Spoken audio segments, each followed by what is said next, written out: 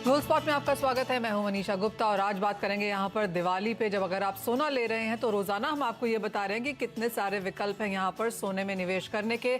आज हमारा फोकस यहां पर टोटली ईटीएफ पे रहेगा कि अगर आप गोल्ड एक्सचेंज ट्रेडेड फंड में निवेश करना चाहते हैं तो यहाँ पर क्या प्लस पॉइंट्स हैं, क्या कुछ आपको वॉच करना चाहिए और किन इन्वेस्टर्स के लिए ये सही बैठता है। साथ ही साथ बात करेंगे एनर्जी पैक पे, जहां पर कच्चे तेल में तो गिरावट है ही, लेकिन नेचुरल गैस में कल यहां पर 7% की गिरावट हमने आते हुए देखी। यहां पर क्या फंडामेंटल्स वॉच करने हैं बताएंगे आपको। साथ ही यहां से कुछ समय में रबी फसलों की एमएसपी पर बढ़त हो सकती है। सरकार की तरफ से कैबिनेट मीटिंग यहां पर जारी है। सीएसीपी की रिकमेंडेशन के हिसाब से 3 से 9% का इजाफा यहां पर एमएसपी में देखने को मिल सकता है। डिटेल्स लेकर आएंगे आपके लिए, लेकिन सबसे पहले यहां पर बात करेंगे सोने की। क्वांटम एएमसी के सीनियर फंड मैनेजर चिराग मेहता हमारे साथ हैं, साथ ही साथ आईएफएल सिक्योरिटीज के अनुज गुप्ता और मेहता इक्विटीज के वीपी राहुल कलंत्री भी हमारे साथ जुड़े हैं। बात सोने की हो तो लोग काफी सारे विकल्प यहां पर ढूंढते हैं। पिछले सालों में किस तरह के रिटर्न्स रहे ये भी देखते हैं और सोना किस तरीके से खरीदा जा सकता है वो आपके पोर्टफोलियो पे और आपकी इन्वेस्टमेंट के तरीके पे यहां पर डिपेंड करता है। चिराग, अगर बात ईटीएफ की हो तो सबसे पहले आपसे यही जानना चाहेंगे कि किस तरह के इन्वेस्टर्स होते हैं जो यहां पर ईटीएफ में निवेश करते हैं और किस तरह के इन्वेस्टर्स को और किन टारगेट ऑडियंस के लिए यहां पर ईटीएफ्स हैं।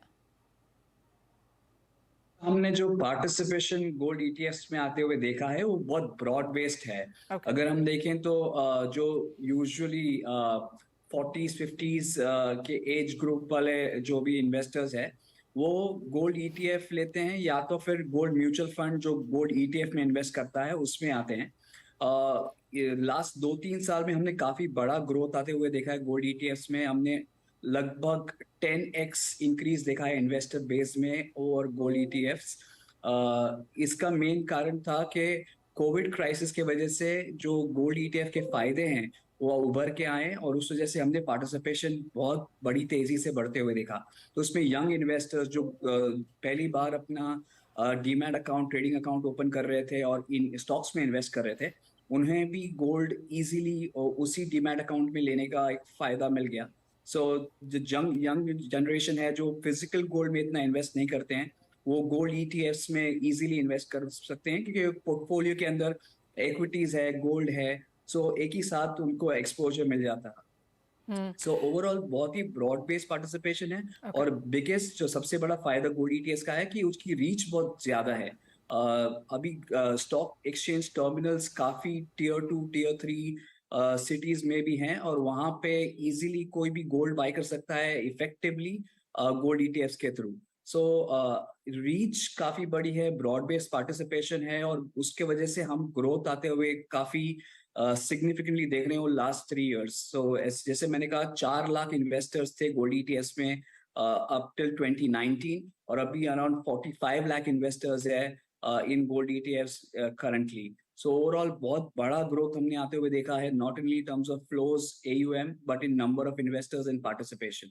वाह, वो काफी बड़ा नंबर है चिराग, जो आपने कहा कि 2019 में सिर्फ 4 लाख लोग यहां पर गोल्ड ईटीएफ में निवेश कर रहे थे और अब इस साल यहां पर वो फिगर 45 लाख तक पहुंचती हुई नजर आई है। और किस तरह के एयूएम ग्रोथ आप देखते हैं अगर 2019 से ही अब तक की बात की जाए तो जो पार्टिसिपेशन है, जो इनफ्लोज हैं, वहां पर कैसी ग्रोथ है? एक बड़ा ट्रेंड जो उभर के आया है कि जब भी गोल्ड की डिमांड बढ़ती है तभी हमने गोल्ड ईटीएफ की डिमांड भी बढ़ते हुए देखा है। कहीं ना कहीं इन्वेस्टर्स जो है एक डिसीजन ले रहे हैं कि हमें गोल्ड किस लिए बाय करना है। कंजम्पशन के लिए बाय करना है तो ज्वेलरी की तरफ जाते हैं और इन्वेस्टमेंट की तरफ बाय करना है तो गोल्ड ईटीएफ, गोल्ड फंड्स की तरह आते हैं, तरफ आते हैं। ओवरऑल हमने जब भी गोल्ड में बाइंग बढ़ते हुए देखा है, गोल्ड ईटीएफ्स के पार्टिसिपेशन बढ़ गया है। स्पेशली कोविड के बाद हमने अडॉप्शन ऑफ गोल्ड ईटीएफ्स काफी हद तक बढ़ते हुए देखा है, क्योंकि लॉकडाउन्स में अगर आपके पास गोल्ड था और आपको बेचना था तो आप फिजिकल गोल्ड बेचना भी डिफिकल्ट हो रहा था क्योंकि लॉकडाउन्स थे। तभी जाना कि गोल्ड ईटीएफ्स जो एक व्हीकल है वो 24/7 वर्चुअली ओपन है और उस वजह से आपको कभी भी बाय करना है, कभी भी सेल करना है, लिक्विडिटी काफी ज्यादा है। ओवरऑल फायदे जैसे इन्वेस्टर्स को मालूम पड़े गोल्ड ईटीएफ्स के, तो हमने पार्टिसिपेशन उतने बढ़ते हुए देखा है। आई थिंक ये ट्रेंड जो है हमने देखा है कि इन्वेस्टर डिसाइड कर रहे हैं कि इन्वेस्टमेंट के लिए लेना है तो मेरे को गोल्ड ईटीएफ की तरह जाना है। वो एक बहुत ही बड़ा ट्रैक्शन पॉइंट है ईटीएफ्स के लिए, और हमें लगता है कि ये ट्रेंड जारी रहेगा over next few years also. Chirag, अगर एक साल को 4 हिस्सों में यहाँ पर बांटा जाए तो क्या कोई ऐसे ट्रेंड्स हैं जो आपको बताते हैं कि इस क्वार्टर में सबसे बेहतरीन इन्वेस्टमेंट या पार्टिसिपेशन आता है?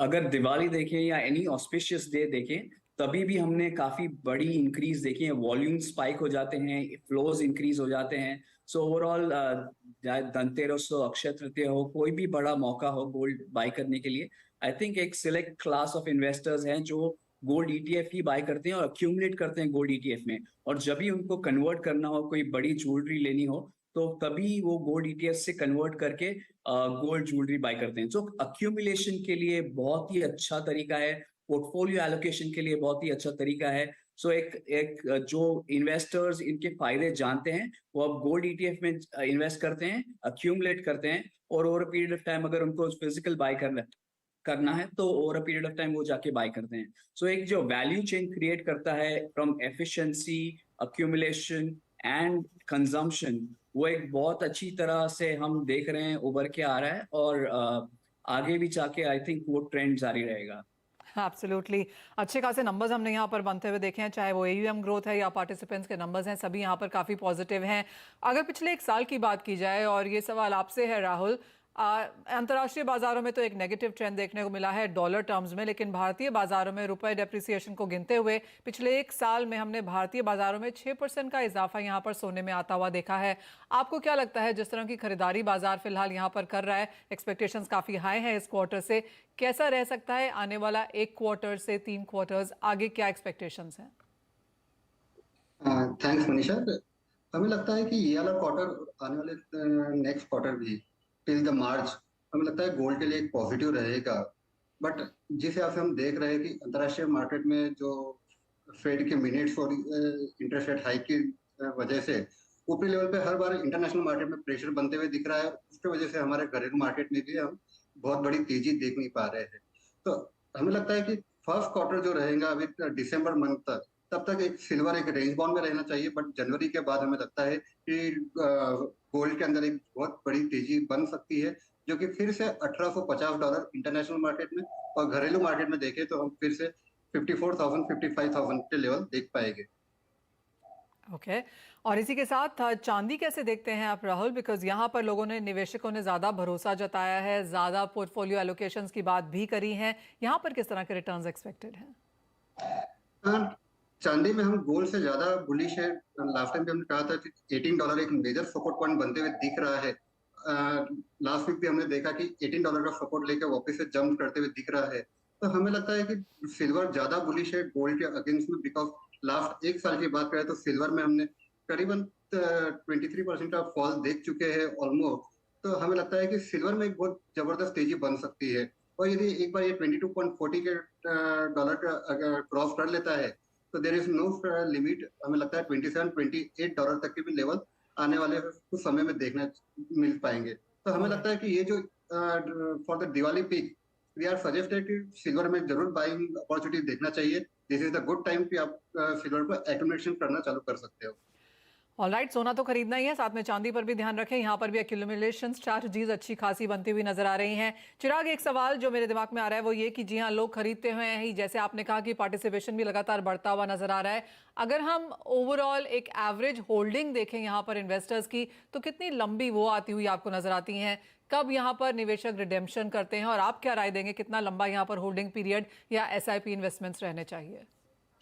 सो आई थिंक अगर देखें तो काफी इन्वेस्टर्स है जो, हमने देखा है कि गोल्ड में जब भी तेजी रहती है तभी इन्वेस्टेड रहते हैं, और कई इन्वेस्टर्स जब भी मार्केट टर्न होता है तो एग्जिट कर जाते हैं। मगर मोस्ट इन्वेस्टर्स काफी लंबे समय तक इन्वेस्टेड रहते हैं गोल्ड ईटीएफ्स में। उसका एक रीजन है, वो एक पोर्टफोलियो एलोकेशन की तरह देखते हैं, और पोर्टफोलियो एलोकेशन की तरह गोल्ड ने अच्छा काम किया है as a effective portfolio diversifier. So most investors long term holding की तरह देखते हैं, और काफी इन्वेस्टर ऐसे भी हैं जो अक्यूमुलेशन की तरह देखते हैं। सो 10 साल 15 साल तक अक्यूमुलेट करेंगे, और फिर जब भी कन्वर्ट करना है फिजिकल गोल्ड ज्वेलरी में, तभी वो कन्वर्ट करते हैं। So most of the investors का होल्डिंग पीरियड काफी लंबा है। मोस्टली हमने देखा है ना, एवरेज 4-5 साल तक तो एटलीस्ट गोल्ड ईटीएफ में इन्वेस्टर्स होल्ड करते हैं, और काफी लोग ऐसे एन एलोकेशन देखते हैं तो रीबैलेंसिंग करते हैं इक्विटीज और गोल्ड के बीच में। जब भी हमने देखा है कि इक्विटीज में तेजी होती है तभी गोल्ड अच्छा नहीं करता है, तभी वो इक्विटीज में प्रॉफिट बुक करके गोल्ड में इन्वेस्ट करते हैं, एंड वाइस वर्सा जब भी गोल्ड में तेजी होती है तभी यूजुअली इक्विटी मार्केट्स अच्छा नहीं करते हैं, तो वहां पे भी वो लोग रीबैलेंसिंग करते हैं। सो ओवरऑल काफी लोग एक स्ट्रेटेजिक तरीके से होल्ड करते हैं, काफी लोग एक टैक्टिकल तरीके से होल्ड करते हैं, मगर ऑन एन एवरेज काफी लंबे होल्डिंग समय हमने देखा है गोल्ड ईटीएफ में इन्वेस्टर्स मौजूद रहते हैं। मोस्टली अराउंड 5 years हमने देखा है कि most investors stay invested till that time frame.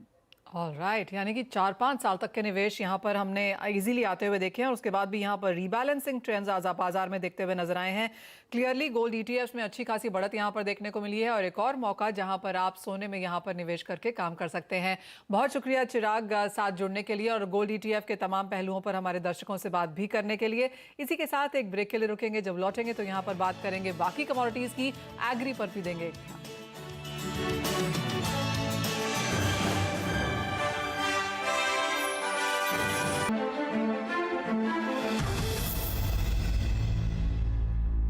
आपका स्वागत है, और वो फ्लैशेस आपकी स्क्रीन पे यहाँ पे हैं, और एक्सक्लूसिव खबर हमारे साथ लक्ष्मण रॉय लेके आते हुए। लक्ष्मण, आप काफी क्लोजली एमएसपी की ये जो कैबिनेट की मीटिंग है इसको फॉलो कर रहे थे, क्या कुछ है, क्या एमएसपी बढ़ा दी गई है, मीटिंग ओवर हो चुकी है, क्या कुछ डिटेल्स हैं आपके पास? बिल्कुल, आपसे कुछ ही देर पहले, कुछ मिनटों पहले कहें तो कैबिनेट और cabinet committee on economic affairs यानी सीसीए की बैठक खत्म हो गई है।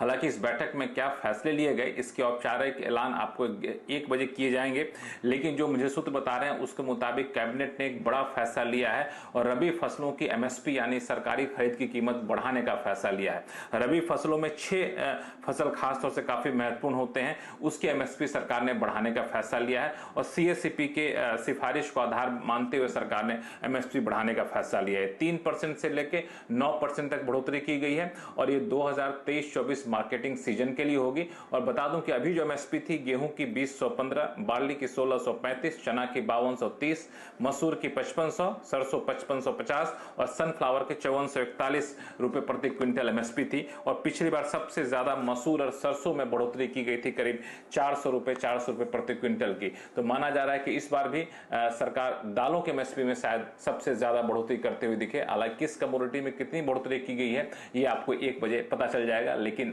जैसा कि मैंने कहा कि एमएसपी बढ़ाने का फैसला हो चुका है, मंजूरी हो चुकी है, और ये एक बड़ा कदम। एब्सोल्युटली, और थोड़ा सा डिलेड भी है लक्ष्मण, आप कहेंगे, क्योंकि सितंबर में, पिछले 2 सालों में सितंबर में एमएसपी आ जाया करती थी, इस बार मिड अक्टूबर हो गया और अभी तक भी आज भी हम फिलहाल इसका इंतजार कर रहे हैं। बिल्कुल, ये दरअसल पिछली बार 9 सितंबर को मुझे याद है एमएसपी बढ़ाने का फैसला लिया गया था, लेकिन इस बार थोड़ी सी डिले यहाँ पर हुई है, और ये डिले भी मैं समझ रहा हूँ कि ऐसे समय पर एमएसपी का ऐलान किया जा रहा है जब 2 राज्यों में विधानसभा चुनाव होने हैं। और उससे पहले आपने देखा किसानों के लिए 2 दिन पहले प्रधानमंत्री ने किसान सम्मान निधि योजना के तहत पैसे ट्रांसफर किए। एक तरह से किसानों पर सरकार का फोकस है ये बताने की कोशिश, और एन वक्त पे सरकार ने एमएसपी बढ़ाने का फैसला लिया है। Agriculture policy analyst Devendra Sharma भी हैं। देवेंद्र जी, आप कैसे देखते हैं? ऑफकोर्स हम रियल नंबर्स का, फाइनल नंबर्स का यहाँ पर इंतजार कर रहे हैं फिलहाल। 1 बजे जैसे लक्ष्मण कह रहे हैं कि यहाँ पर एग्जैक्ट नंबर्स हमारे हाथ में होंगे, लेकिन सीएससीपी के हिसाब से 3 से 9% का इजाफा एक्सपेक्टेड है। आप कैसे देखते हैं? देखिए, अभी हमने देखा इस साल में कि पहले गेहूं की जो पैदावार थी उसमें बहुत मार पड़ी है किसानों को because of the heat wave, जो सडन हीट वेव हुआ था। और उसके बाद अभी हमने देखा जो पिछला सीजन या अभी जो सीजन समाप्त हो रहा है उसमें भी देखा हमने पैडी में जो किसानों को नुकसान सहना पड़ा है। सिर्फ पैडी ही नहीं, और भी फसलों में जो बेमौसमी बरसात हुई है, स्पेशली अक्टूबर के पहले 10 दिनों में, 11 दिनों में। I think it's an indication कि एग्रीकल्चर के ऊपर इतना दबाव है इस समय कि ऑलरेडी किसान जो है वो कर्जे के नीचे दबा हुआ है, और उसका जो डिस्मे है या उसका जो डिस्पेयर है वो बढ़ता जा रहा है। ऐसे हालात में मुझे लगता है कि सरकार को जो एक नियमित रूप जो सीएससीपी के रिकमेंडेशन होती है उससे आगे बढ़कर ये देखना चाहिए कि हम कैसे एक फार्मर्स के साथ एक जस्टिस कर सकते हैं। ये इत्तेफाक नहीं है कि हम जानबूझकर ये देखते हैं कि भाई जब और कमोडिटीज की कीमतें बढ़ती हैं तब तो हम कहते हैं इकोनॉमिक ग्रोथ होती है, लेकिन जब हम देखते हैं किसानों की कीमतें बढ़ती हैं तो हम कहीं कहते हैं कि इससे इन्फ्लेशन बढ़ जाएगा। अभी भी देखिए ये 3 से 9% लक्ष्मण जी ने कहा है कि ग्रोथ एक्सपेक्टेड है, ये तो अगर हम 9% जो 1-2 क्रॉप्स होंगी उसको छोड़ दें हम, मैं एक्सपेक्ट करता हूँ कि पल्सेस में हो सकता है कि ज्यादा उसके दाम दिए जाएंगे, लेकिन ये एडिबल ऑयल्स में। लेकिन जो दूसरा जो मेन है वो तो आपके इन्फ्लेशन रेट से जो परसेंटेज इंक्रीज है किसानों के दाम में, वो कम है।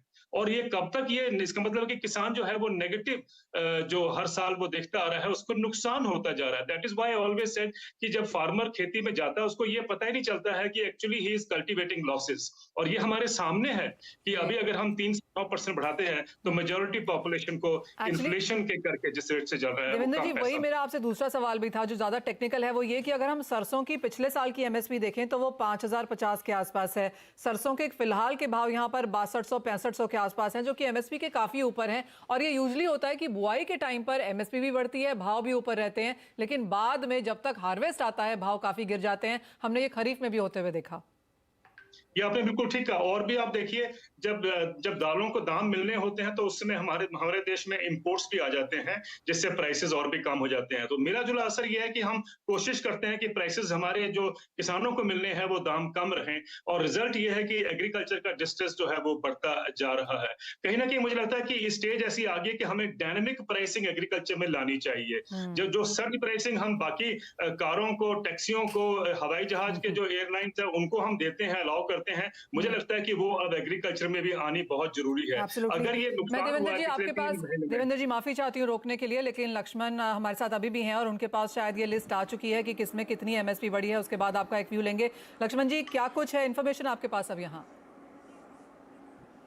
जी, अब से बता दूं कि गेहूं के एमएसपी जो है पहले 2015 रुपए थी, इसको बढ़ा करके 2125 रुपए करने का फैसला लिया है। 110 रुपए प्रति क्विंटल की बढ़ोतरी की गई है। बार्ली की एमएसपी पहले 1635 रुपए थी, इसको बढ़ाकर 1735 रुपए करने का फैसला लिया है। इसमें 100 रुपए प्रति क्विंटल की बढ़ोतरी की गई है। इसी तरीके से चना में 105 रुपए प्रति क्विंटल की बढ़ोतरी की गई है। मसूर में 500 रुपए प्रति क्विंटल की बढ़ोतरी की गई है। याद आपको पिछली बार सरकार ने 400 रुपए प्रति क्विंटल की बढ़ोतरी की थी, इस बार 500 रुपए प्रति क्विंटल की बढ़ोतरी की है। इसी तरीके से मस्टर्ड और रैपसीड में सरकार पहले 550 रुपए प्रति क्विंटल थी एमएसपी, अब उसको बढ़ा के 5450 रुपए प्रति क्विंटल, यानी करीब 400 रुपए प्रति क्विंटल की बढ़ोतरी की गई है। सनफ्लावर में यहां पे 5441 रुपए प्रति क्विंटल एमएसपी थी, अब वो बढ़ा करके 5650 रुपए प्रति क्विंटल करने का फैसला लिया गया है, यानी 209 रुपए प्रति क्विंटल की एमएसपी बढ़ाने का सरकार ने यहां पे फैसला लिया है। तो सबसे ज्यादा सरकार ने मसूर के एमएसपी में 500 रुपए प्रति क्विंटल बढ़ाने का फैसला लिया है, और उसके बाद मस्टर्ड में 400 रुपए प्रति क्विंटल की एमएसपी बढ़ाने का फैसला लिया है। जैसे लक्ष्मण जी हम पहले भी बात कर रहे थे कि पिछले साल भी यही हाल था, 400 रुपए मसूर और सरसों में हमने आते हुए देखे थे,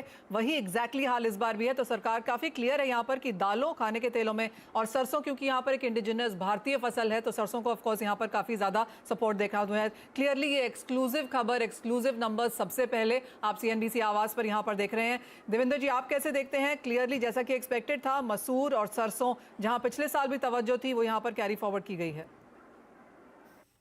सालों से कोशिश हो रही है कि हमें क्रॉप डाइवर्सिफिकेशन में जाना है, तो one way of doing it is कि आप कीमतें बढ़ाते हैं, and higher price is always attractive. लेकिन उसके साथ हमें यह भी करना है कि उसको मैंडेटरी भी करना चाहिए कि जहां प्राइस जितना अनाउंस किया है उससे कम पर फसल ना बिके। जैसा कि हमने पंजाब में देखा कि मूंग की फसल जब अब प्रोक्योरमेंट होनी थी तो तकरीबन 80% जो क्रॉप है वो एमएसपी से नीचे बिकी है। तो मुझे कहने का मतलब यह है कि जब तक हम एक अश्योर्ड मार्केटिंग सिस्टम नहीं सेटअप करते हैं तो ये जो जितनी भी बढ़ोतरी हो रही है उसका जो फायदा किसानों को मिलना चाहिए वो अपने पूरे रूप में नहीं मिल पाता। दूसरी बात एक अच्छी जो मुझे नजर आई है कंपैरेटिव टू लास्ट ईयर, मैं इसलिए अच्छी कह रहा हूं क्योंकि पिछले साल 40 रुपए गेहूं का दाम बढ़ा था और इस साल अगर 110 रुपए गेहूं का दाम बढ़ा है तो कंपैरेटिवली थोड़ा सा वो जस्टिफिकेशन है किसानों के साथ। लेकिन फिर भी मेरा मानना है कि जो लॉस हमें इस बार सहना पड़ा, प्लस जो आज क्राइसिस है दुनिया में वीट का, उसको देखते हुए प्राइसेस और बढ़ाने चाहिए ताकि और एरिया बढ़े और पैदावार बढ़े और we become a kind of a food bowl of the world now.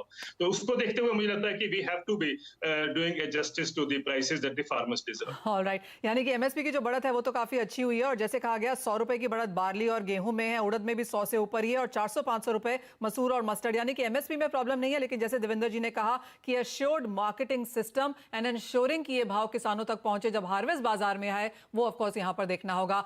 Lakshman जी, देवेंद्र जी बहुत शुक्रिया साथ जुड़ने के लिए और उन तमाम पहलुओं पर यहाँ पर बात करने के लिए आपको फिर से बता दें कि ये एक्सक्लूसिव सबसे पहले आपने यहाँ पर CNBC आवाज पे ये नंबर्स भी आते हुए देखे हैं और इसका एनालिसिस भी देखा है। लेकिन इसी के साथ शो समेटने का भी समय है। आप बने रहिए हमारे साथ CNBC आवाज पर। ब्रेक के बाद इक्विटी का पूरा एक्शन लेकर आएंगे आपके साथ।